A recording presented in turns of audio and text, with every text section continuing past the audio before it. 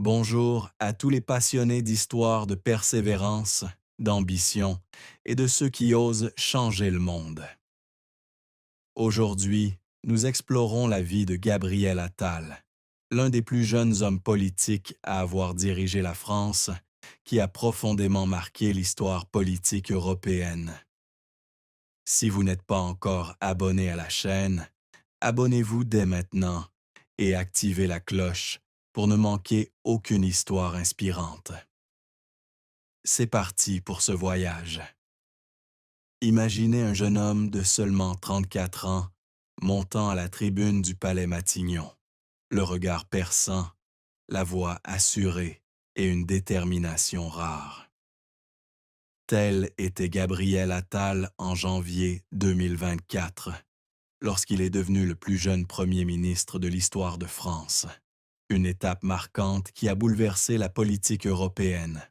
Avec ses cheveux noirs soignés et son sourire à la fois aimable et franc, Attal est non seulement un symbole d'innovation, mais aussi l'incarnation d'une nouvelle génération d'hommes politiques, prêts à relever les défis de notre époque. De ses discours inspirants sur l'éducation à ses réformes audacieuses de la politique du travail, il a captivé l'attention du monde entier. Mais l'aura du pouvoir, tel un feu ardent, cache souvent de douloureuses brûlures. Le succès d'Attal se limite-t-il à cela? Ou bien se cache-t-il derrière son apparence parfaite, pleine de drames, de pression et de secrets inavoués? Qu'est-il réellement arrivé à celui que l'on surnommait autrefois la star politique de la France? Gabriel Attal est né le 16 mars 1989 à Clamart, une petite ville de la banlieue parisienne, dans une famille de la classe moyenne, traditionnellement intellectuelle. Son père, Yves Attal, était un producteur de cinéma et avocat réputé, tandis que sa mère, Marie de Couris, travaillait dans les médias. Malgré un environnement relativement stable financièrement, l'enfance de Gabriel n'a pas été paisible. Sa famille déménageait fréquemment entre Paris et les villes voisines en raison du travail de ses parents, ce qui a laissé le jeune Gabriel instable et lui a causé des difficultés à nouer des relations durables. Il a un jour confié qu'il se sentait souvent exclu dans les prestigieuses écoles que ses parents lui envoyaient, où il subissait la pression de faire ses preuves. À l'âge de 12 ans, Gabriel vit un changement majeur dans sa famille, le divorce de ses parents. Cette séparation non seulement brisa la structure familiale, mais laissa également de profondes séquelles psychologiques chez le garçon. Yves, dont le père Gabriel admirait l'intelligence et la passion pour l'art, devint plus distant après le divorce. Gabriel, un garçon sensible, se reprochait souvent l'éclatement de sa famille, même s'il savait que ce n'était pas de sa faute. Il se tourna vers les livres et les débats politiques à la télévision pour échapper à ses émotions douloureuses. Les soirées passées, seul dans sa chambre, à écouter les discours de personnalités politiques comme François Mitterrand et Jacques Chirac, semèrent en lui l'ambition politique. Pour subvenir à ses besoins personnels et alléger le fardeau de sa mère, Gabriel commença à faire des petits boulots à l'adolescence. Il travailla comme vendeur dans une librairie parisienne où il apprit à communiquer et à perfectionner son sens de la persuasion. Bien qu'il ne vive pas dans une pauvreté extrême, Gabriel ressentait un manque affectif. Sa mère, bien qu'aimante pour son fils, était souvent prise par son travail et ne pouvait pas passer beaucoup de temps avec lui. Cela a rendu Gabriel indépendant dès son plus jeune âge, mais lui a aussi laissé une solitude indescriptible. Ce sont ces épreuves qui ont forgé sa forte volonté, transformant ce garçon autrefois timide en un homme capable d'affronter les plus grands défis du pays. Gabriel Attal n'est pas marié, mais il entretient une relation durable avec Stéphane Séjourné, un homme politique français de 2 ans son aîné. Leur union a été rendue publique en 2018, lorsqu'ils ont signé un pacte civil de solidarité, une forme d'engagement légal en France. Bien qu'ils ne se soient pas encore officiellement mariés, Gabriel a laissé entendre qu'il envisageait d'épouser Stéphane prochainement. Lors d'une rare interview en 2023, interrogé sur sa vie privée, Gabriel a souri et déclaré: Stéphane est la personne qui me comprend le mieux. Nous partageons tout, des grands rêves aux moments de fragilité.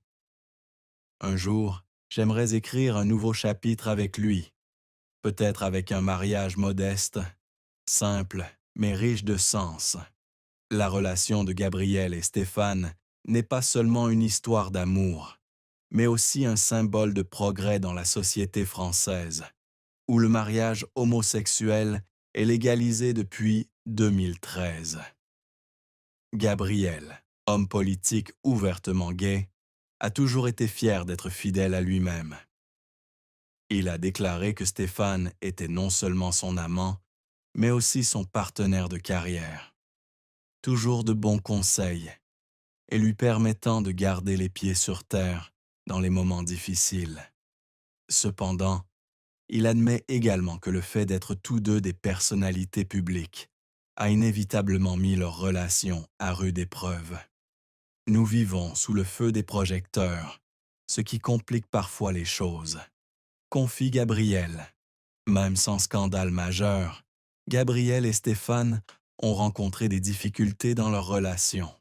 Professionnels très occupés, Gabriel en tant que Premier ministre et Stéphane en tant que député européen, ils sont souvent séparés par leurs emplois du temps chargés. Gabriel a révélé qu'il y a des semaines où ils ne se voient que par de courts appels vidéo, ce qui les laisse tous deux perdus. Il dit rêver d'une vie plus simple, où lui et Stéphane pourraient passer du temps ensemble dans un chalet au bord de la mer. Mais pour l'instant, ils essaient encore de trouver un équilibre entre amour et responsabilité. Gabriel a également confié que lui et Stéphane prévoyaient un mariage en 2026, moment où ils pourraient mettre de côté leurs emplois du temps chargés pour se concentrer l'un sur l'autre.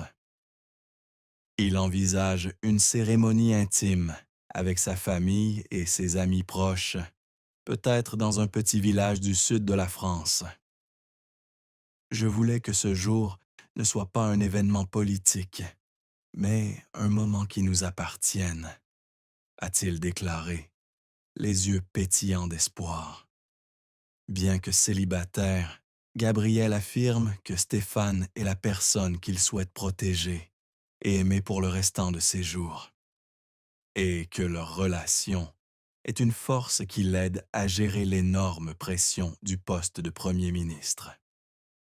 Gabriel Attal a atteint l'apogée de sa carrière en janvier 2024, lorsque le président Emmanuel Macron l'a nommé Premier ministre de la France à l'âge de 34 ans, faisant de lui le plus jeune homme à occuper ce poste dans l'histoire de France.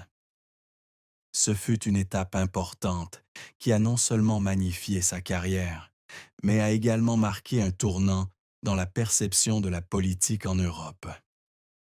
À ce titre, Attal a dirigé le pays à travers des périodes difficiles, de la stagnation économique aux protestations contre la réforme des retraites.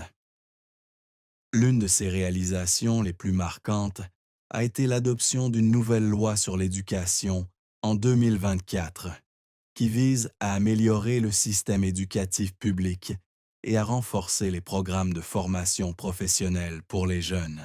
Cette loi, bien que controversée, a été saluée pour son pragmatisme et sa vision à long terme.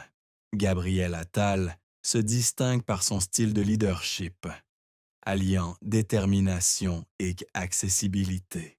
Il est reconnu pour ses discours inspirants, utilisant souvent un langage simple mais incisif pour transmettre des idées complexes. Sa voix, profonde et claire, est devenu une arme qui lui permet de gagner la confiance du public. Il n'hésite pas non plus à affronter ses adversaires politiques lors de débats télévisés en direct, où il fait souvent preuve d'intelligence et d'un excellent sens de l'improvisation. Son style, de ses costumes impeccables à son sourire chaleureux, a fait de lui le symbole d'une nouvelle génération de politiciens, jeunes, dynamiques et qui n'ont pas peur de rompre avec les codes traditionnels. L'influence d'Attal ne se limite pas à la France. En tant que Premier ministre, il a participé activement aux négociations internationales, notamment en faveur des politiques climatiques au sein de l'Union européenne et du renforcement des relations avec les pays africains. Il est également reconnu comme un fervent défenseur des droits LGBTQ+, utilisant sa position pour promouvoir l'égalité et lutter contre les discriminations. Sa sincérité et son authenticité ont inspiré des millions de personnes, notamment les jeunes, à croire qu'elles peuvent, elles aussi, faire bouger les choses dans la société. Les réussites d'Attal ne résident pas seulement dans les politiques qu'il a adoptées, mais aussi dans la façon dont il a changé la perception de la politique. Il a prouvé que la jeunesse n'est pas un obstacle, mais un atout, apportant un regard neuf et une énergie débordante. Si ces décisions ne font pas l'unanimité, force est de constater que Gabriel Attal a marqué l'histoire politique française d'une empreinte indélébile. Gabriel Attal, malgré son accession au pouvoir à 34 ans, n'a pas été à l'abri des tempêtes qui ont secoué sa carrière et son âme. Quelques mois seulement après son entrée en fonction comme Premier ministre en 2024, Attal a dû faire face à une grave crise politique. Son gouvernement a été vivement critiqué pour sa gestion des manifestations des agriculteurs à travers la France. En colère contre les politiques de commerciales de l'Union européenne et la hausse des prix des carburants, les agriculteurs ont bloqué les autoroutes et manifesté devant les bâtiments gouvernementaux. Attal, alors Premier ministre, était au cœur des critiques. Certains l'ont accusé d'inexpérience, le qualifiant de star des médias, se contentant de paroles rhétoriques sans aborder les vrais problèmes. Des articles de grands journaux l'ont dépeint comme un jeune homme ambitieux, manquant de courage pour affronter les défis complexes du pays.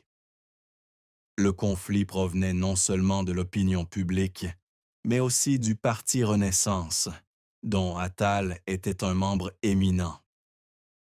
Certains de ses collègues plus âgés et plus expérimentés se sentaient menacés par son ascension fulgurante. Ils ont perçu la nomination d'Attal comme Premier ministre, comme une décision hâtive du président Emmanuel Macron, qui souhaitait capitaliser sur son image de jeunesse pour renouveler le gouvernement. Des rumeurs ont commencé à se répandre dans son dos, de réunions à huis clos à des publications anonymes sur les réseaux sociaux, accusant Attal de manquer de profondeur stratégique et de miser sur son charme pour se maintenir au pouvoir. Certains politiciens de l'opposition l'ont même ouvertement qualifié de chouchou de Macron, insinuant que son succès était davantage dû au favoritisme qu'à son talent. Ces critiques ont laissé Attal avec un sentiment d'isolement, comme s'il combattait seul sur un champ de bataille sans alliés.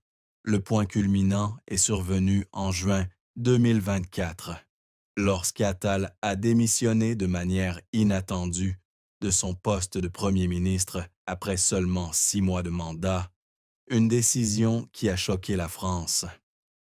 Bien que la raison officielle invoquée ait été de restructurer le gouvernement avant les élections européennes, beaucoup ont pensé qu'Attal avait été contraint de démissionner. Il ne l'a jamais confirmé publiquement, mais dans une interview ultérieure, il a admis que son mandat de Premier ministre avait été la période la plus difficile de sa vie. Il a confié se sentir injustement jugé, non pas sur les résultats, mais sur sa jeunesse et son style. J'ai fait de mon mieux, mais parfois je n'en ai pas fait assez pour plaire à tout le monde, a-t-il déclaré d'une voix calme. Le départ d'Attal s'est déroulé dans un silence étrange. Il n'y a pas eu de grandes conférences de presse, ni de longs discours d'adieu. Il s'est simplement retiré de la scène politique, laissant des questions sans réponse. Certains fans ont qualifié cet événement de « choc politique de l'année », tandis que ses détracteurs y ont vu la preuve de son manque de résilience. Quelle qu'en soit la raison, cette chute a marqué un tournant dans la vie d'Attal, l'obligeant à s'interroger sur lui-même et sur ses véritables aspirations. Après avoir quitté son poste de Premier ministre, Gabriel Attal n'a pas disparu de la vie publique comme beaucoup le craignaient. Au contraire, il a choisi une nouvelle voie, plus discrète, mais non moins significative. Il a retrouvé son poste de député des Hauts-de-Seine, où il a continué à œuvrer pour la promotion des politiques d'éducation et d'égalité sociale. Cependant, au lieu de se concentrer sur les grandes scènes, Attal s'est consacré davantage à des projets associatifs. Il a commencé à coopérer avec des ONG, notamment celles qui soutiennent les jeunes des quartiers défavorisés, en les aidant à accéder à l'éducation et à l'emploi. Il intervenait régulièrement dans les écoles de la banlieue parisienne, sensibilisant les élèves à l'importance de croire en soi et de surmonter les préjugés sociaux. L'une de ses contributions discrètes est la création d'un fonds de bourse intitulé « Avenir pour tous », qui aide les étudiants défavorisés à poursuivre des études supérieures. Il a déclaré que ce fonds était pour lui un moyen de remercier les personnes qui ont eu des opportunités dans la vie et de renouer avec les valeurs auxquelles il croit.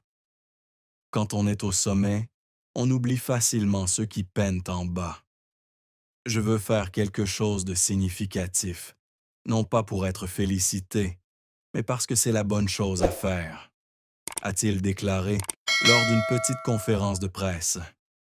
Attal a également commencé à écrire un livre, à paraître en 2026, relatant son expérience de Premier ministre et les leçons tirées de son échec. Ce livre n'est pas seulement un récit politique, mais aussi le parcours personnel d'un jeune homme confronté aux pressions, aux critiques et à la solitude du pouvoir. Il espère que ce livre inspirera la jeune génération, l'encourageant à voir grand, mais aussi à se relever après une chute. Bien qu'il ne soit plus Premier ministre, Attal apparaît toujours lors de certains événements politiques et médiatiques, mais en tant que commentateur plutôt qu'en tant que personnage central. Invité à intervenir lors de conférences internationales sur l'éducation et le changement climatique, il partage sa vision de l'avenir de l'Europe. Il a cependant décliné les invitations à revenir à des postes de direction de haut niveau, affirmant avoir besoin de temps pour se redéfinir. Il admet que son expérience de Premier ministre l'a transformé, lui faisant comprendre que le bonheur ne réside pas dans le pouvoir ou la célébrité, mais dans le respect de ses valeurs. Si Attal n'a pas retrouvé un poste de direction important, ce n'est pas par manque d'ambition, mais parce qu'il souhaite se concentrer sur une vie plus équilibrée. Il passe plus de temps avec son compagnon, Stéphane Séjourné. Et tous deux se rendent souvent à la campagne française pour échapper à l'agitation parisienne. Il affirme que ces moments, comme les promenades sur la côte normande ou les dîners de famille, lui apportent joie et énergie. À seulement 36 ans, Gabriel Attal a commencé à faire face à des problèmes de santé qui l'ont poussé à réfléchir à sa vie et à son avenir. En 2024, après des mois de travail intense en tant que Premier ministre, on lui a diagnostiqué une polyarthrite rhumatoïde, une maladie auto-immune qui ne met pas sa vie en danger, mais qui provoque des douleurs articulaires chroniques et affecte sa mobilité. La douleur survient souvent le matin, ce qui l'empêche d'accomplir des tâches quotidiennes, comme écrire ou même tenir une tasse de café. Attal, homme actif, craignait que la maladie ne l'empêche de travailler. Il a alors entamé un traitement médicamenteux et de la kinésithérapie et a adapté son mode de vie pour réduire son stress et améliorer sa santé. La maladie a non seulement affecté son corps, mais a également eu un impact important sur son mental. Il a un jour confié craindre d'être perçu comme faible par le public, surtout après s'être forgé l'image d'un leader jeune et dynamique. Lors de ces nuits blanches, lorsque la douleur l'empêchait de se reposer, il se demandait souvent s'il pourrait poursuivre sa carrière politique avec la même passion. Il y a des jours où j'ai l'impression d'avoir vieilli de plusieurs décennies, a-t-il confié à un ami proche. Cependant, avec le soutien de Stéphane et de sa famille, il a appris à accepter sa condition et à trouver une façon de vivre avec. Outre sa santé, Attal a également dû faire face à la peur de l'oubli. Après avoir quitté son poste de Premier ministre, il a constaté que l'aura du pouvoir s'est rapidement estompée. Certains de ceux qui l'admiraient autrefois se sont alors tournés vers de nouveaux visages de la politique. Il a un jour confié à Stéphane qu'il craignait que son héritage ne soit qu'une note de bas de page dans les livres d'histoire, celui d'un jeune Premier ministre qui n'aurait pas laissé une trace durable. Ces réflexions l'ont rendu plus réfléchi, mais l'ont également motivé à redoubler d'efforts pour construire un héritage significatif. Ces dernières années, la réaction du public à Attal a été mitigée. Ses partisans, notamment les jeunes, ont pleuré son départ du poste de Premier ministre, le considérant comme la perte d'un leader visionnaire. Les publications sur les réseaux sociaux l'ont souvent loué pour son honnêteté et son courage à rester fidèle à son orientation sexuelle. Cependant, certains restent indifférents, notamment ceux qui l'ont critiqué lorsqu'il était Premier ministre, et estiment qu'il n'a pas été à la hauteur des attentes. Certains articles l'ont même qualifié d'étoile filante, en référence à sa courte mais brillante carrière. L'héritage de Gabriel Attal, même à 36 ans, commence déjà à prendre forme. On se souvient de lui comme du plus jeune Premier ministre de l'histoire de France, qui a apporté un vent de fraîcheur à la politique européenne. Ses politiques éducatives, notamment en faveur de la formation professionnelle et de l'égalité des chances, ont apporté des changements positifs à des milliers de jeunes. Il est également un symbole de progrès, un homme qui assume ouvertement son orientation sexuelle et utilise sa position pour défendre les droits de la communauté LGBTQ+. Son héritage spirituel consiste à inspirer la jeune génération à rêver grand et à être fidèle à elle-même, malgré les préjugés sociaux. Gabriel Attal n'est pas seulement un homme politique, c'est un homme de rêve, de souffrance et de triomphe. Derrière l'image d'un jeune Premier ministre au sourire éclatant se cache un garçon qui a grandi dans la solitude d'une famille brisée. Un homme qui a dû faire face à l'énorme pression du pouvoir et aux critiques constantes. Il n'est pas parfait. Il a commis des erreurs, suscité la controverse et payé le prix de ses choix. Mais c'est sa résilience, sa sincérité et son désir de changement qui font de Gabriel Attal un homme qui ose être fidèle à lui-même et se battre pour ses convictions. Nous, en tant que public, l'avons admiré, critiqué et parfois oublié. Mais aujourd'hui, posons-nous la question suivante. Sommes-nous vraiment justes envers Gabriel Attal? Le jugeons-nous trop vite en raison de sa jeunesse ou de ses échecs?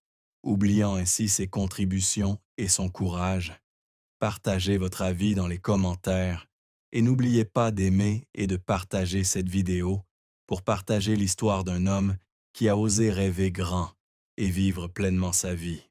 Tirons les leçons du parcours d'Attal, réfléchissons à la manière dont nous traitons nos dirigeants et continuons à soutenir les jeunes qui osent changer le monde.